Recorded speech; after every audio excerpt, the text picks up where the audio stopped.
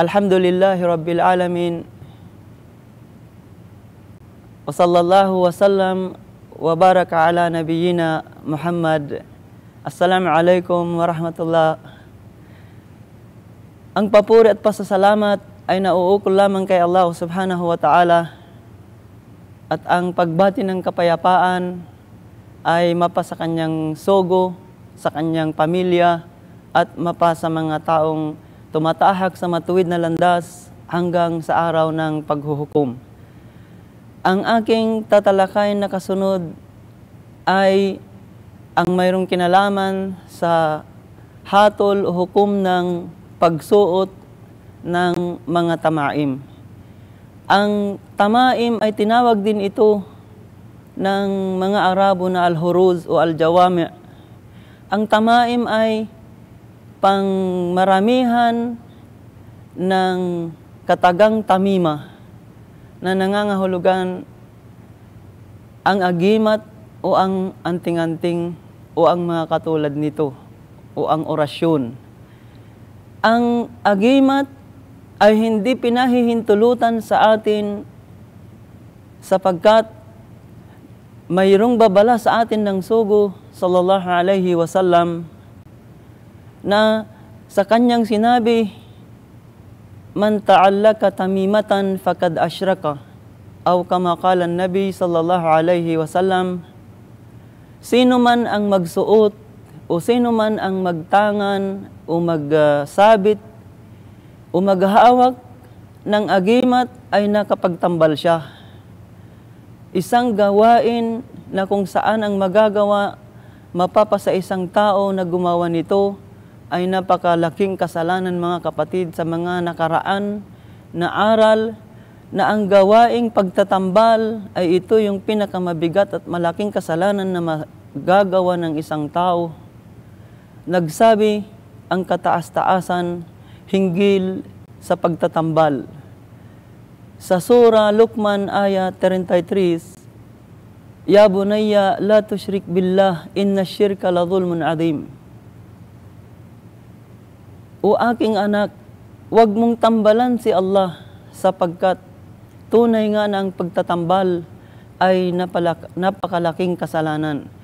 Kaya iwasan natin, mga kapatid, huwag nating gagawin ang pagsabit o pagtangan ng katulad ng agimat o ng anting-anting. Ang anting-anting o agimat na ito o tamima ay isang bagay na mangyari ang mga tao, ito'y kanilang isinasabit sa bata para hindi mausog sa kanilang pagkakapaniwala. Maari nila itong ginagawang isabit saan man sulok sa bahay nila, sa loob ng bahay o sa kanilang sasakyan o kanilang inilalagay sa wallet o sa kanilang sinturon. Ito ay ang mga bagay katulad ng pagkaakala ng iba, ang isang bagay katulad ng kapsula o ang bato na maliit o pertible o anumang mga bagay, kapirasong papel o tela, anumang bagay na ito'y pinaniwalaan mo na makakapagligtas sa iyo buhat sa kasamaan ay nakapagtambal ka. Ito'y tinatawag na tamima.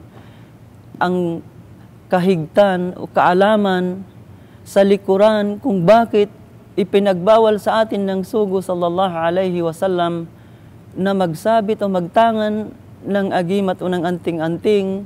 Unang-una, ito ay gawaing al-jahiliya. Gawain ng mga tao sa panahon na kung saan ang mga tao ay mangmang, na kung saan hindi pa nahirang ang sugo sallallahu alaihi wasallam. Ang mga tao sa panahon ng kamangmangan ay wala silang gabay, wala silang kaalaman kung saan nakakagawa sila ng ganitong uri ng pagkakasala o gawaing karumaldumal na magpahanggang sa ngayong ating kasalukuyan ay napakarami pa rin ang gumagawa ng ganito at naniniwala rito, kabilang sa ang mga kapatid natin na wala o salat gahol sa kalamang pang-Islamiko. Nagsabi ang kataas-taasan hinggil sa pagtatambal, Inna Allah la yaghfiru ay yushraka bih.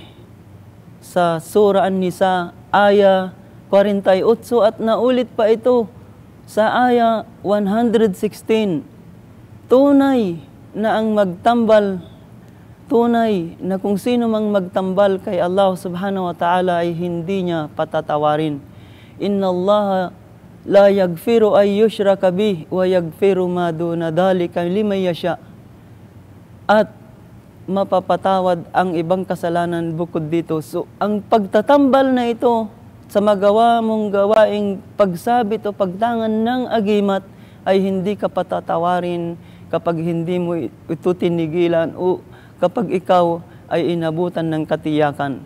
Ano nga ba mga kapatid sa pananampalatayang Islam ang hangarin natin, ang ating goal sa kabilang buhay, hindi nga ba paraiso? Kaya tayo nagsasagawa o sumusunod sa katuruan ng sugo at sa Quran na kung saan ito ang ating pangunahing basihan. Kung paraiso ang ating hangarin, ngayon kung gumagawa ka ang pagtatambal, binalaan tayo ng kataas-taasan.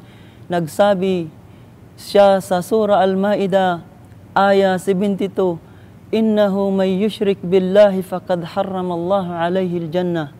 Sino man na magsagawa o maglagay ng kaagapay o katambal ni Allah subhanahu wa ta'ala ay hindi siya makakapasok sa paraiso, di ba't ang ating hangarin ay paraiso?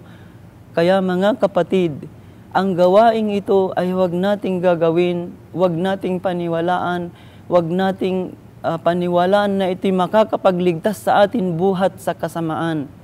Ang lahat ng mga pantas ay nagsabi sila at sila ay nagkatugma sa sinabi nilang la taj'al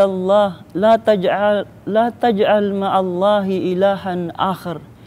Huwag kang maglagay ng katambal kay Allah subhanahu wa ta'ala ng iba pang Diyos-Diyosan. Ibig sabihin ang paniniwalaan katulad ng agimat o ng anting-anting.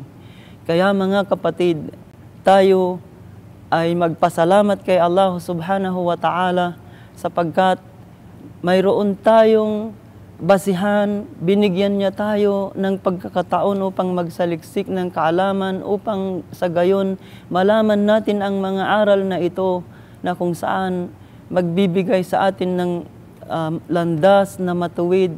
Tayo ay tutunguhin natin ang matuwid na landas ng Islam sa pamamagitan ng katuruan ng Quran at ng Sunnah ng Propeta sallallahu alaihi wasallam. Kaya naman, unang-una na ipinapayo ko sa aking sarili at sa inyo na ipagpapatuloy natin ang pagsaliksik ng kaalaman na katulad ng maliit na bagay na ito, yung pala isang napakalaking kasalanan sa atin kung ito ay ating magagawa. Walhamdulillahi Rabbil Alamin. Allahumma salli wa sallim wa barik ala nabiyyina Muhammad wa ala alihi wa sahbihi wa sallam tasliman kathira. Assalamualaikum.